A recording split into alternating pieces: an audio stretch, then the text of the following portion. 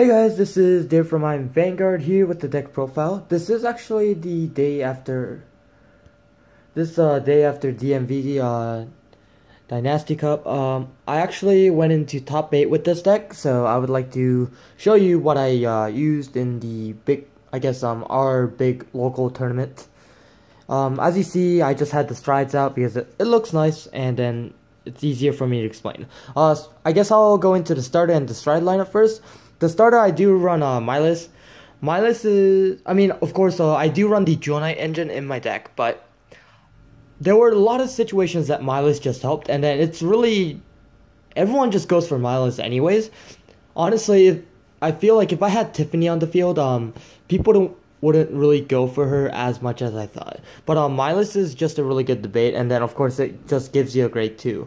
And then of course, if you've seen Domino Paris's videos with the Santuary Guard, we do have almost similar text to the deck, because we did discuss about the deck together, and we just had different ideas at the end. So we do still like Milas's. It's a really good starter, just searches out a grade 2. The stride lineups are pretty simple. I do run 4 Regalies, because it is a Sanctuary Guard deck, and Regalies are probably the only reason why Sanctuary Guards can be really good at the moment. And then, of course, I am running 2 Saint Blows, as you see. Saint Blows just add in the extra crit. Especially my game yesterday with Domino Pairs. He was playing Brawlers yesterday. I think it was round 3. Saint Blow just pushed in the damage, so he drops the perfect guard, and then I'll go into Regalia again and push for numbers. So, I think Saint Blow just gives you a really good setup. And then, of course, I do run 2 of the new Ultimile. The Ultimile, I honestly, at first, I didn't like, but in the end, I feel like Ultimile was a really good card to put in, because of the fact that it saved me so many times, because I had Kagero matchups, Brawlers, a lot of Brawlers, actually, a lot of Brawler matchups, but in the Brawler matchups, this card actually saved me, because people keep going for my rear guards, and I just keep bringing out extra cards with Ultimile and such. Of course, that's the other reason why my list is really good. But yeah, I did really like Ultimile. He really saved me a lot. So Regalia, Saint Blue, and Ultimile. I guess I will done with the strides and the starter. Going on to the grade 3, of course I am running the best card, one of the expensive cards now. I'm running 4 Sanctuary Guards. Sanctuary Guards, for people that don't know, he has a limit break ability. If on limit break, if you have grade 1 or lower rear guards, for every one of them he gets +3 when he attacks. And then of course he has an auto effect when he's right into the Vanguard. You discard a Royal Paladin, pay the cost. If you do, you can search for any ones on the deck, and usually I would search for the one that Soul Blast and draws a card. It's pretty obvious play. Sometimes I usually don't use Sanctuary Guard's effect depending on the situation, but most likely, I'm just try to deck thin and try to keep triggers in my deck. So I do usually use Sanctuary Guard's effect if possible. And then of course I do run 3 guarantees, because he has a Sanctuary Guard in his name. Honestly, I really didn't like running guarantees at first, but honestly, I think just playing guarantee was a really big change to the deck. Instead of running the Ultimiles or any other cards in this deck, because of the fact that its name is guarantee, and I'll just stride into Regalia. So I think guarantee really helped. A lot of situations he didn't, because he's not really a good standalone. So situations I couldn't stride, he just really killed me. But I still did pretty well with running guarantee. And honestly, I think it was 50-50. It's usually I ride into guarantee a lot, but most likely I'll run into Sanctuary Guard. But you gotta remember, we're only running this because of the names. So I don't think there's anything special behind these cards. And if there's something special about this lineup, it's going to be the grade 2s.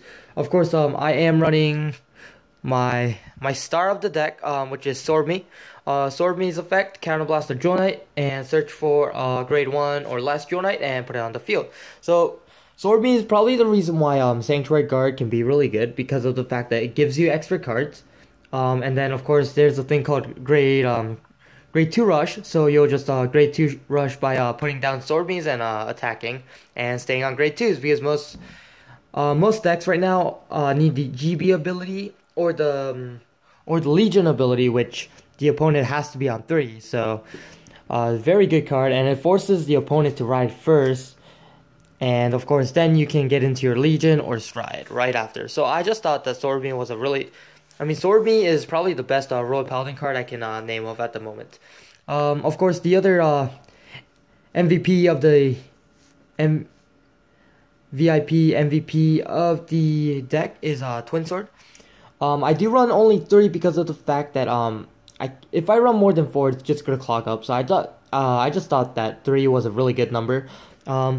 Twin Sword's GB ability, Counterblast, if it's boosted, if it attacks the Vanguard, you can call different grade 2. So usually you'll get into Sword Beams and get an extra column, or you can call like Starlight well, you can't call Starlight Violinist, but you'll call like Knight of Fragment, 12k attackers and such, and create plays and just add in the multiple attacks, because of the fact that when you're at Regali, the rear guards itself get a power boost. So I think Twin Swords are probably one of the best one of the cards that creates plays.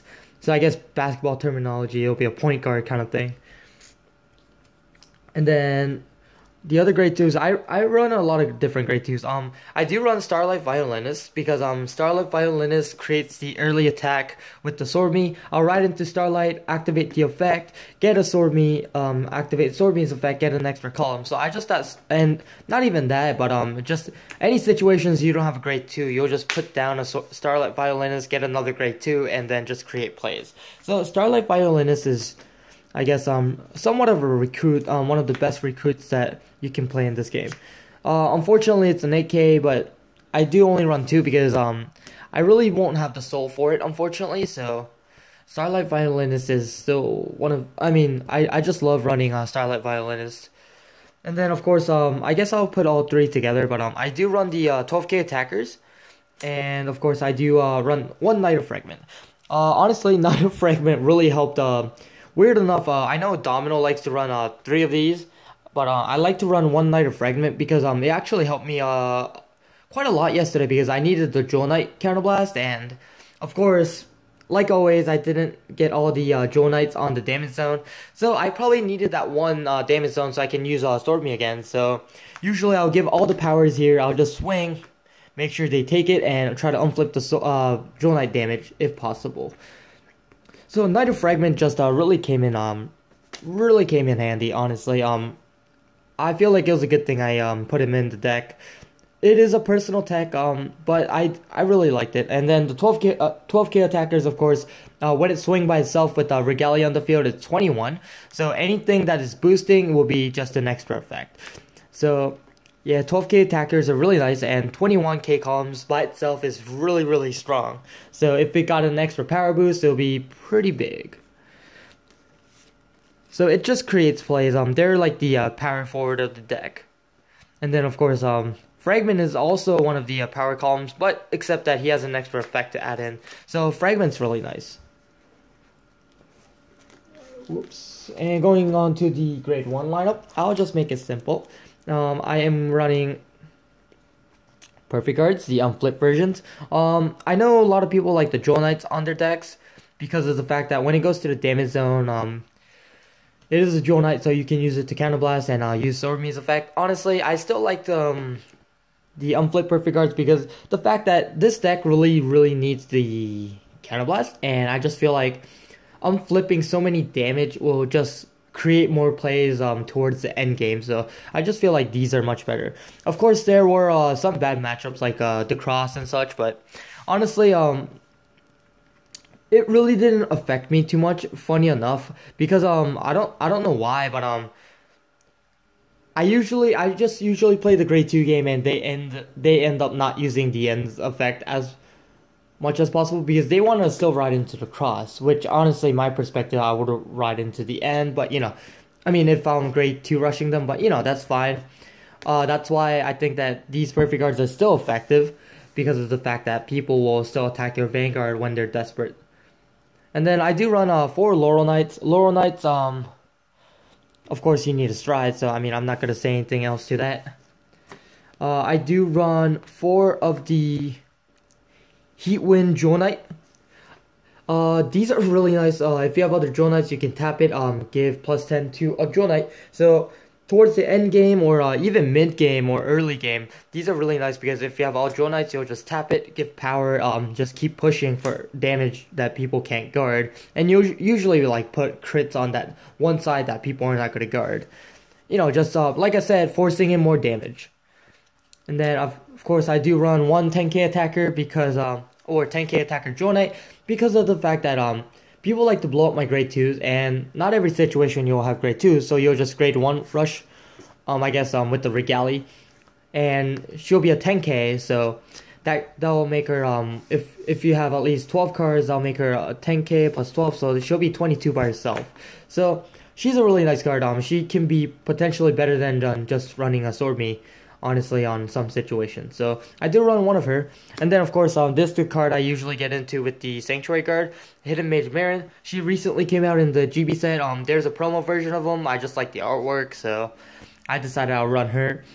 Her effect, Soul Blast, once she's placed on the rear guard from the deck, you may pay the cost, draw a card. So Swordbreaker clone, except cheaper. Or I mean cheaper value wise. But yeah. So I do funny thing, I keep drawing into her, I keep riding into her, but honestly, it's fine because it's only one of those situations that will happen. And then usually, with Sanctuary Guard's effect, you want to search her because you want to Soul Blast and draw an extra card. So I mean, I think Miran's really just a one of. I know some people like to run 2s of, and then of course, I do run 5 Jewel Knights as you see because Sword Beam's not perfect. I won't use Sword Beam's effect more than 3 times per game. So I just feel like running at least 5 of them will be enough to use Sword Beam's effect. Trigger lineup is probably the most simplest lineup. I don't run stands like Domino does. I do like to run 12 crits. And of course, 4 heals. The reason why I like to run 12 crits is because with the early rush, not even an early rush, just trigger-wise, criticals just add an extra damage. So I just feel like running a lot more crit triggers will be more devastating for the opponent. And then of course putting these crits on the rear guards and forcing out plays is also I think a really just a good idea. Of course I don't think stand's a bad idea either because these columns are pretty big. So if you get that stand during late game, it really does help. But I just feel like overall with all the control matchups I've been facing, the 12 crits just really helps out. So that's pretty much it, guys. I guess the matchups I had yesterday were Brawlers, Kageros, Mega Colony. Of course, I played Cardfight King, and then of course I played Aquaforce, and then I'm trying to remember what I played. I played a fellow Royal Paladin player. He was running a Think Saber deck, which is pretty nice. Yeah. So I had interesting matchups. I had a lot of control matchups actually, which, you know, I think the 12 crits really help. So if you guys can also check out Domino Paris's deck profile as well. But I feel like mine is more efficient against control decks.